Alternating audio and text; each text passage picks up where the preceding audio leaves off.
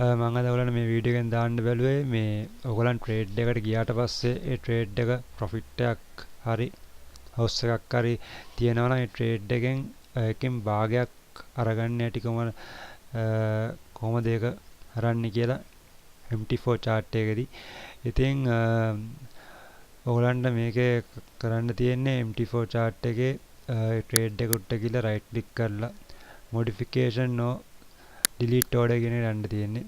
ඒකට ගියාට පස්සේ මෙතන එන්නේ window එකේ modification order කියන එක වෙනස් කරන්න ඕනේ instant execution කියන එකට. ඒක වෙනස් කරාට පස්සේ ඔයගලන්ගේ මෙතන තියෙන ප්‍රමාණය ඔයගලන්ට කැමති ප්‍රමාණයක් භාගයක් හරි නැත්නම් ඕන ගාන අඩු කරන්න පුළුවන්. අඩු කරලා ක්ලෝස් කරන්න තියෙන්නේ. ඔයගලන්ට පේන ඇති එක වෙනස් වුණා කියලා.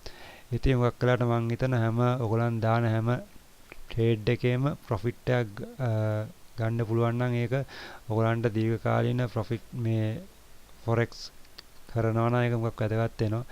ඉතින් ඒකින්ද දැන් මේක සමහර කට්ටිය දාන්න නැති වෙන්න පුළුවන්. ඒකින තමයි මේ වීඩියෝ එක දාන්න බැලුවේ.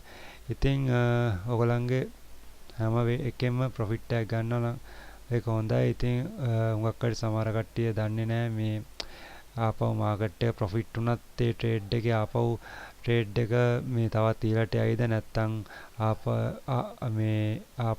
නැත්නම් ඔයගලන් ඉන්න තැනටම ට්‍රේඩ් එක දාපු තැනටම ආපහු මාකට් එක ප්‍රොෆිට් එක ගිහිල්ලා ආපහු වෙනවා. ඉතින් ඒ වගේ වෙලාවකදී ඔයගලන්ට හොඳයි හුඟක් ලොකු නිවුස් එකක් එන්න ඉස්සෙල්ලා හරි ප්‍රොෆිට් එකෙන් භාගයක් මේ අරගන්න. ඉතින් එහෙනම් මේ පොඩි මේ වීඩියෝ එක දැන් මේ ඔයගලන්ට මම හිතනවා මේකෙන් ඔයගලන්ට MT4 chart එක ගැන පොඩි දැනුමක් ගන්න ඇති කියලා. එහෙනම් අපි තව වීඩියෝ එකකින් හම්බෙමු.